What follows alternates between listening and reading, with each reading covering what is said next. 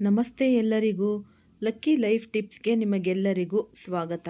ಈ ಶನಿ ಭಗವಾನರ 3ನೇ ಅಂಶವು ಈ 4ನೇ ಮನೆಯಲ್ಲಿ ಇದೆ. ಹಾಗಾಗಿ ವರ್ಷವಿಡೀ ಇದು ಇರುತ್ತೆ. ಅಂತಹ ಪರಿಸ್ಥಿತಿಯಲ್ಲಿ ನೀವು ಸ್ವಲ್ಪ ಜಾಗರೂಕರಾಗಿ ಇರಬೇಕು ಮತ್ತು ಪರಸ್ಪರ ಕಾಳಜಿ ಅನ್ನೋದು ವಹಿಸಬೇಕು. ಏಕೆಂದರೆ ಈ ಅವಧಿಯು ನಿಮಗೆ ಸ್ವಲ್ಪ ಸೂಕ್ಷ್ಮವಾಗಿರುತ್ತೆ.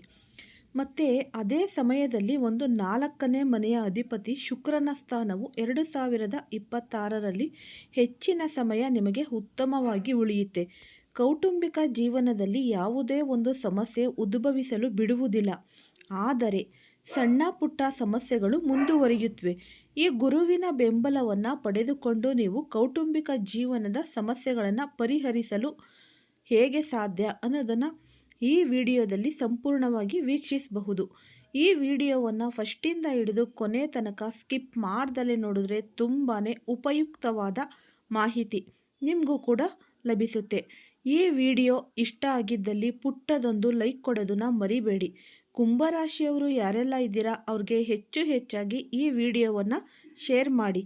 ಓಂ ಶ್ರೀ ಶನೇಶ್ವರಾಯ ನಮಃ ಅಂತ ಕಮೆಂಟ್ ಬಾಕ್ಸ್ನಲ್ಲಿ ಕಮೆಂಟನ್ನು ಹಾಕಿ. ಇಲ್ಲ ನಿಮ್ಮ ಮನೆ ದೇವರು, ನಿಮ್ಮ ಕುಲ ದೇವರ ಹೆಸರನ್ನು ಈ ಕಮೆಂಟ್ ಬಾಕ್ಸ್ನಲ್ಲಿ ಹಾಕಿ. ಗುರುವಿನ ಬೆಂಬಲವನ್ನು ಪಡೆದುಕೊಂಡು ನೀವು ಹೇಗೆ ಕೌಟುಂಬಿಕ ಜೀವನದ ಸಮಸ್ಯೆಗಳನ್ನು ಪರಿಹರಿಸಲು ಸಾಧ್ಯವಾಗುತ್ತೆ, ಅಲ್ಲದೆ ನಿಮ್ಮ ಬೌದ್ಧಿಕ ಕ್ಷಮತೆ ಮತ್ತು ಈ ಬಲಗೊಳ್ಳುವ ಸಾಧ್ಯತೆ ಇದೆ. ಭೂಮಿ, ಆಸ್ತಿ ಮತ್ತು ವಾಹನ. ಕುಂಭರಾಶಿಯವರಿಗೆ ಈ ಭೂಮಿ ಮತ್ತು ಆಸ್ತಿಗೆ ಸಂಬಂಧಿಸಿದ ವಿಷಯಗಳಲ್ಲಿ ಸರಾಸರಿ ಅಥವಾ ಸರಾಸರಿಗಿಂತ ಉತ್ತಮ ಫಲಿತಾಂಶಗಳನ್ನು ನೀಡುತ್ತೆ. ಈ ಸಮಯದಲ್ಲಿ ಶನಿಯ ದೃಷ್ಟಿ ನಿಮ್ಮ 4ನೇ ಮನೆಯ ಮೇಲೆ ಇದೆ. ಆದ್ದರಿಂದ ನೀವು ವಿವಾದಿತ ಭೂಮಿ ಅಥವಾ ಈ ಆಸ್ತಿಯನ್ನು ಖರೀದಿಸುವುದನ್ನು ತಪ್ಪಿಸಬೇಕಾಗುತ್ತೆ. ಯಾವುದೇ ಹೊಸ ವಿವಾದದ ಆಸ್ತಿಯನ್ನು ಖರೀದಿಸಬಾರದು ಅಥವಾ ಯಾವುದೇ ಆಸ್ತಿಯನ್ನು ರಹಸ್ಯವಾಗಿ ಮಾರಾಟ ಮಾಡಲೇಬಾರದು. ನಿಮ್ಮ ಆಸ್ತಿಯಲ್ಲಿ ಬೇರೆ ಯಾರಾದರೂ ಪಾಲುದಾರರಾಗಿದ್ದರೆ ಮಾರಾಟ ಮಾಡುವಾಗ ಅವರನ್ನು ವಿಶ್ವಾಸಕ್ಕೆ ತೆಗೆದುಕೊಳ್ಳಿ. ನೀವು ನಿಮ್ಮ ಕೆಲಸವನ್ನು ಪ್ರಾಮಾಣಿಕವಾಗಿ ಮಾಡಿದರೆ ಈ ಶನಿ ಭಗವಾನರ ನಕಾರಾತ್ಮಕತೆಯು ನಿಮ್ಮನ್ನು ತೊಂದರೆಗೊಳಿಸುವುದಿಲ್ಲ. ಇಲ್ಲದಿದ್ದರೆ ನೀವು ಭೂಮಿ ಮತ್ತು ಕಟ್ಟಡಕ್ಕೆ ಸಂಬಂಧಿಸಿದ ವಿಷಯಗಳಲ್ಲಿ ಸಮಸ್ಯೆಗಳನ್ನು ಎದುರಿಸಬಹುದು. ಆದಾಗ್ಯೂ ಹಳೆಯ ಮನೆಯನ್ನು ನವೀಕರಿಸಲು ಅಥವಾ ಖರೀದಿಸಲು ಈ ಶನಿ ಭಗವಾನರು ನಿಮಗೆ ಸಹಾಯ ಅನ್ನೋದು ಮಾಡ್ತಾರೆ. ಆದರೆ ಇತರ ವಿಷಯಗಳಲ್ಲಿ ಅಡೆತಡೆಗಳು ಇರಬಹುದು. ವಾಹನ ಸಂಬಂಧಿತ ವಿಷಯಗಳ ಬಗ್ಗೆ ಮಾತನಾಡಿದರೆ ಈ ವರ್ಷ ಸಾಕಷ್ಟು ಉತ್ತಮವಾಗಿದೆ. ಈ ವರ್ಷ ವಾಹನ ಖರೀದಿಸುವುದರಲ್ಲಿ ಯಾವುದೇ ಒಂದು ದೊಡ್ಡ ಸಮಸ್ಯೆ ಇಲ್ಲ. ವಿಶೇಷವಾಗಿ ಹಳೆಯ ವಾಹನವನ್ನು ಸುಲಭವಾಗಿ ಖರೀದಿಸಲು ಸಾಧ್ಯವಾಗುತ್ತೆ. ನೀವು ಹೊಸ ವಾಹನವನ್ನು ಖರೀದಿಸಲು ಯೋಚಿಸುತ್ತಿದ್ದರೆ ಸಂಪೂರ್ಣ ಮಾಹಿತಿ ತಿಳ್ಕೋಬೇಕು ಅನ್ನೋದಾದರೆ ಫಲಪ್ರದವಾಗುತ್ತೆ. ಇಲ್ಲದಿದ್ದರೆ ನೀವು ಸಮಸ್ಯೆಗಳನ್ನು ಎದುರಿಸಬೇಕಾಗಬಹುದು. ಈ ಶನಿ ಭಗವಾನರ 3ನೆಯ ಅಂಶದಿಂದ ಹೊಸ ವಾಹನವನ್ನು ಎಚ್ಚರಿಕೆಯಿಂದ ಓಡಿಸಲು ನಿಮಗೆ ಸೂಚಿಸಲಾಗಿದೆ. ಇಲ್ಲದಿದ್ದರೆ ಸ್ವಲ್ಪ ಗಾಯಗೊಳ್ಳಬಹುದು. ಈ ಮುನ್ನೆಚ್ಚರಿಕೆಗಳನ್ನು ತೆಗೆದುಕೊಳ್ಳುವುದರಿಂದ ನೀವು ವಾಹನವನ್ನು ಆನಂದಿಸಲು ಸಾಧ್ಯವಾಗುತ್ತೆ. ಕುಂಭರಾಶಿ ಭವಿಷ್ಯ ಅಂದರೆ 2026ರ ಪ್ರಕಾರ ನಿಮ್ಮ ಕುತ್ತಿಗೆಗೆ ಬೆಳ್ಳಿಯನ್ನು ಧರಿಸಿ, ಹಣೆಯ ಮೇಲೆ ನಿಯಮಿತವಾಗಿ ಹಾಲಿನ ತಿಲಕವನ್ನು ಹಚ್ಚಿಕೊಳ್ಳಿ, ಸಂತರು ಮತ್ತು ಹಿರಿಯರ ಸೇವೆ ಮಾಡಿ. ಈಗ ನಿಮಗೆಲ್ಲ ಗೊತ್ತೇ ಇದೆ ಆಲ್ರೆಡಿ. ಈಗ ನವೆಂಬರ್ ತಿಂಗಳು ನಂತರ ಈ ಡಿಸೆಂಬರ್ನಲ್ಲಿ ನಿಮಗೆ ಈ ಗ್ರಹಗಳ ಚಲನೆ ಅನ್ನೋದು ಬಹಳ ತೀಕ್ಷ್ಣವಾಗಿರುತ್ತೆ. ಬಹಳಷ್ಟು ಸ್ವಲ್ಪ ಚೇಂಜಸ್ ಆಗುತ್ತೆ. ನಿಮಗೆ ಬದಲಾವಣೆಗಳು ಅನ್ನೋದು ಆಗುತ್ತೆ. ಈ ರಾಶಿಯವರ ಮೇಲೆ ಅದರ ಪ್ರಭಾವ ಇದ್ದೇ ಇರುತ್ತೆ. ನಿಮ್ಮ ರಾಶಿಯ ಮೇಲೆ ಅಂದರೆ ಕುಂಭ ರಾಶಿಯವರ ಮೇಲೆ ಯಾವ ರೀತಿಯಲ್ಲಿ ಇರುತ್ತೆ ಅನ್ನೋದೇ ನಿಮಗೆ ಈ ಡಿಸೆಂಬರ್ ತಿಂಗಳಲ್ಲಿ ಏನೆಲ್ಲ ಆಗುತ್ತೆ ಅನ್ನೋದು ನಾನು ಈ ವಿಡಿಯೋದಲ್ಲೂ ತಿಳಿಸ್ಕೊಡ್ತಾ ಇದ್ದೀನಿ. ಹಾಗಾಗಿ ನೀವು ಈ ಡಿಸೆಂಬರ್ನಲ್ಲಿ ಆದಷ್ಟು ಸ್ವಲ್ಪ ಎಚ್ಚರಿಕೆಯಿಂದ ಜಾಗರೂಕತೆಯಿಂದ ನೀವು ಇರಲೇಬೇಕಾಗುತ್ತೆ. ಏನಪ್ಪ ಸಮಸ್ಯೆ ಅನ್ನೋದು ನೋಡೋಣ. ಹಾಗಾಗಿ 2026 ಬರೋದಕ್ಕಿಂತ ಮುಂಚೆನೇ ಡಿಸೆಂಬರ್ ಬಂದೇ ಬರುತ್ತಲ್ವ. ಹಾಗಾಗಿ ಈ ಡಿಸೆಂಬರ್ನಲ್ಲಿ ಸ್ವಲ್ಪ ಮುನ್ನೆಚ್ಚರಿಕೆಯ ಕ್ರಮಗಳನ್ನು ನೀವು ತಗೋಬೇಕು. ಈ ಡಿಸೆಂಬರ್ ತಿಂಗಳಿನಲ್ಲಿ ನೀವು ಎಷ್ಟೇ ಸರಿ ಇರಬಹುದು, ಎಷ್ಟೇ ಶುದ್ಧವಾಗಿ ಇರಬಹುದು, ಆದರೆ ಇಲ್ಲಿ ಸಮಾಜ ಅನ್ನೋದು ನಿಮ್ಮನ್ನು ಯಾವ ದೃಷ್ಟಿಕೋನದಿಂದ ನೋಡ್ತಾ ಇದೆ ಅನ್ನುವಂಥದ್ದು ಕೂಡ ಇಲ್ಲಿ ಬಹಳನೇ ಮುಖ್ಯವಾಗುತ್ತೆ. ನಾನು ಸರಿ ಇದೀನಲ್ಲ, ನನ್ನ ಆತ್ಮಕ್ಕೆ ಗೊತ್ತಿದೆ.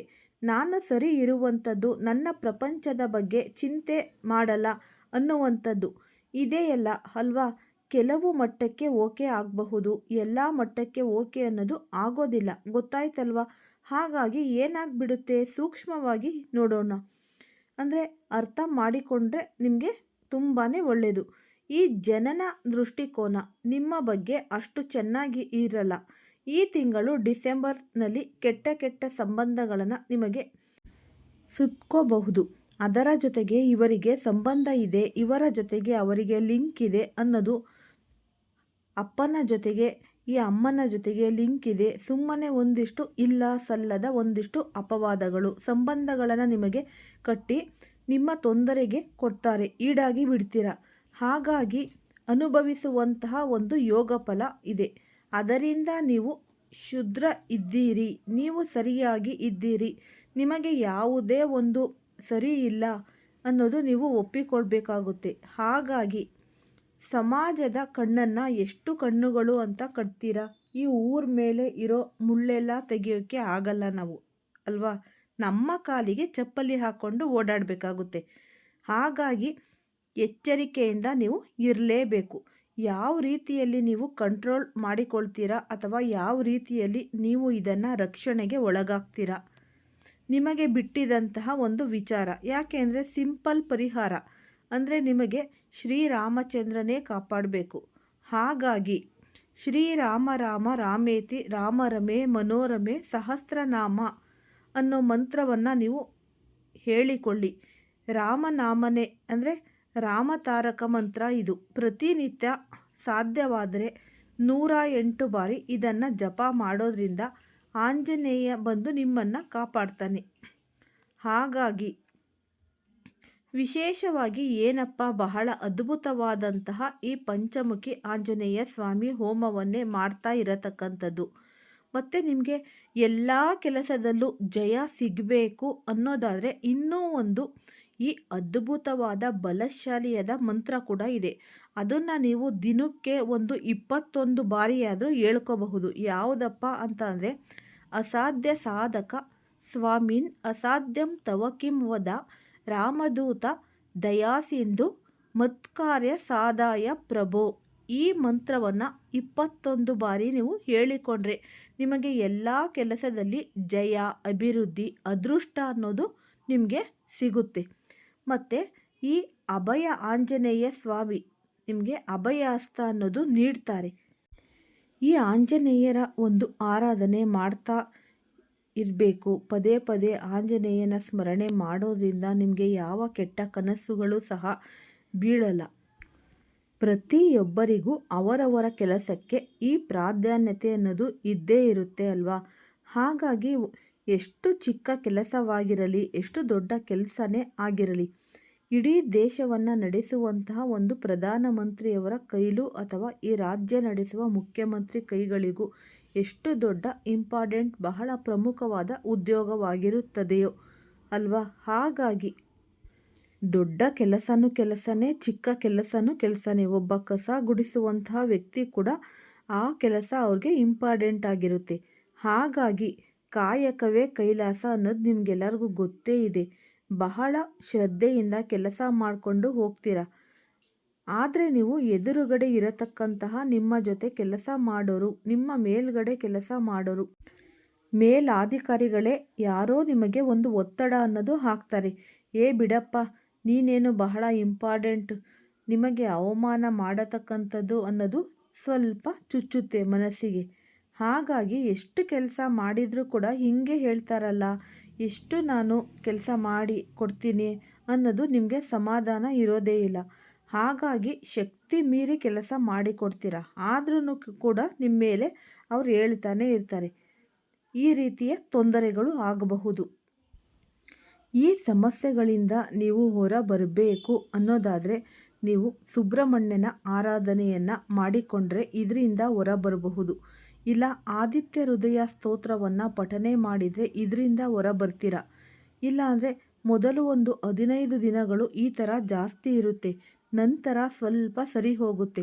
ಯಾಕೆ ಅಂದರೆ ಅಲ್ಲಿ ಏನಾಗ್ಬಿಡುತ್ತೆ ಅಂತ ಅಂದರೆ, ಟೈಮ್ ಅನ್ನೋದು ಬಂದಾಗ ಅದು ಸಿಟ್ಟಿನಲ್ಲಿ ನೀವು ಈ ರೀತಿ ಮಾಡ್ತೀರಾ. ಮತ್ತೆ ಸಮಾಧಾನ ಮಾಡಿಕೊಂಡು ಏನಪ್ಪ ಈ ರೀತಿ ಮಾಡಿಬಿಟ್ಟೆ ಅನ್ನೋದಕ್ಕಿಂತ ಈ ರೀತಿ ಈ ಆಧ್ಯಾತ್ಮಿಕದ ಕಡೆ ಸ್ವಲ್ಪ ಗಮನ ವಹಿಸಿ. ಈ ಕುಂಭರಾಶಿಯವರು ತುಂಬಾ ಅದ್ಭುತ ವ್ಯಕ್ತಿತ್ವ ಹೊಂದಿರುವ ಒಂದು ಮಹಾನ್ ವ್ಯಕ್ತಿಗಳು ಅಂತಲೇ ಅನ್ನಬಹುದು. ಯಾಕೆಂದರೆ ಆಡಳಿತಗಾರ ಅಂದರೆ ಈ ಶನಿ ಭಗವಾನರು ಆಗಿರುವುದರಿಂದ ಅವರು ಸ್ವಾಭಾವಿಕವಾಗಿ ಅದ್ಭುತ ಈ ಶಿಸ್ತು ಮತ್ತು ಈ ಪರಿಶ್ರಮ ಅನ್ನೋದು ಹೊಂದಿರ್ತಾರೆ. ಮತ್ತು ಯಾವುದೇ ಒಂದು ಕೆಲಸವನ್ನು ಪ್ರಾರಂಭಿಸಿದರೆ ಅದು ಸಂಪೂರ್ಣವಾಗಿ ಪೂರ್ಣಗೊಳ್ಳುವವರೆಗೆ ಅದು ಅವರು ಮಾಡೋ ತನಕ ನಿದ್ರೆ ಅನ್ನೋದು ಮಾಡೋದೇ ಇಲ್ಲ. ಈ ವಿಶ್ರಾಂತಿ ಸಹ ತೆಗೆದುಕೊಳ್ಳೋದೇ ಇಲ್ಲ. ನಿಧಾನಗತಿಯೇ ಮುಖ್ಯ ಎಂಬಂತೆ ಅವರು ತಮ್ಮ ಗುರಿಯತ್ತ ನಿಧಾನವಾಗಿ ಸ್ಥಿರವಾಗಿ ಹೆಜ್ಜೆಯನ್ನು ಹಾಕ್ತಾರೆ ಈ ಕುಂಭರಾಶಿಯವರು. ಈ ಕಠಿಣ ಪರಿಶ್ರಮ, ತತ್ವಶಾಸ್ತ್ರ ಮತ್ತು ಈ ಸಮರ್ಪಣೆ ಅನ್ನೋದು ನೋಡಿದ ಯಾರಾದರೂ ಇಲ್ಲಿ ಪ್ರಭಾವಿತರಾಗುವುದು ಖಚಿತ. ಈ ವರ್ಣನಾತೀತ ತಾಳ್ಮೆ ಮತ್ತು ಸಹಿಷ್ಣುತೆ ಅವರಿಗೆ ದೇವರು ನೀಡಿದ್ದ ಒಂದು ದೊಡ್ಡ ಉಡುಗೊರೆ ಅಂತಲೇ ಅನ್ನಬಹುದು. ಈ ಜೀವನದಲ್ಲಿ ಅವರ ಆಕಾಂಕ್ಷೆಗಳು ಮತ್ತು ಗುರಿಗಳು ಸಹ ತುಂಬ ಉನ್ನತ ಮತ್ತು ಶ್ರೇಷ್ಠ ಮಟ್ಟದಲ್ಲಿ ಇರುತ್ತೆ. ಏನು ಮಾಡದೆ ಬದುಕುವುದು ಮತ್ತು ತಮ್ಮ ದಿನಗಳನ್ನು ಕಳೆಯುವುದು ಇಷ್ಟಪಡುವುದಿಲ್ಲ ಅವರು. ಜೀವನದಲ್ಲಿ ಏನನ್ನಾದರೂ ಒಂದು ಸಾಧಿಸಲೇಬೇಕು ಅನ್ನೋದು ಹಠಾಚಲ ಅವರಿಗೆ ಫಸ್ಟಿಂದನೂ ಇದೆ. ಜನರಿಗೆ ಒಂದು ಮಾದರಿಯಾಗಬೇಕು ಅನ್ನೋದು, ಈ ವಿಶೇಷ ಗುರುತನ್ನು ಅಂದರೆ ಜನರು ಇವರಿಗೆ ಗುರುತಿಸಬೇಕು ಅನ್ನೋದು ಇವರ ಒಂದು ಅನ್ವೇಷಣೆ ನಿರಂತರವಾಗಿ ಉರಿಯುತ್ತಿರುತ್ತೆ. ನೀವು ಜವಾಬ್ದಾರಿಗಳನ್ನು ಹೊರೆಯಾಗಿ ಅಲ್ಲ, ಅವಕಾಶವಾಗಿ ಸ್ವೀಕರಿಸುತ್ತೀರಿ. ಯಾವುದೇ ಒಂದು ಸಂದರ್ಭಗಳಲ್ಲೂ ಅವುಗಳನ್ನು ನೀವು ಪೂರೈಸಲು ಎಂದಿಗೂ ಸಹ ನೀವು ಈ ಕುಂಭರಾಶಿಯವರು ಹಿಂಜರಿಯುವುದೇ ಇಲ್ಲ. ಅಂತಹ ಒಂದು ಒಳ್ಳೆಯ ಗುಣಗಳನ್ನು ಹೊಂದಿದ್ದೀರಾ. ಮತ್ತು ಈ ಗ್ರಹದಿಂದಾಗಿ ಕಳೆದ ಆದಷ್ಟು ಒಂದು 7.5 ವರ್ಷಗಳಿಂದ ನೀವು ಅನುಭವಿಸಿದ ಈ ಒಂದು ನರಕ ಇಷ್ಟೇ ಮುಗಿಯಿತು. ಆದಷ್ಟು ಓಂ ಶಂ ಶನೇಶ್ವರಾಯ ನಮಃ ಅನ್ನೋ ಮಂತ್ರವನ್ನು ಹೇಳೋದ್ರಿಂದ ಎಲ್ಲ ಕಷ್ಟಗಳಿಂದ ನೀವು ದೂರ ಆಗ್ತೀರಾ. ಈ ಉಪಯುಕ್ತವಾದ ಮಾಹಿತಿ ಇಷ್ಟ ಆಗಿದ್ದಲ್ಲಿ ಲೈಕ್ ಮಾಡಿ ಮತ್ತು ಶೇರ್ ಮಾಡಿ. ಯಾರಾದರೂ ಹೊಸದಾಗಿ ನೋಡ್ತಾ ಇದ್ದರೆ ಅವರು ಕೂಡ ಈ ಚಾನಲ್ಗೆ ಸಬ್ಸ್ಕ್ರೈಬ್ ಮಾಡ್ಕೊಳ್ಳಿ. ಧನ್ಯವಾದಗಳು.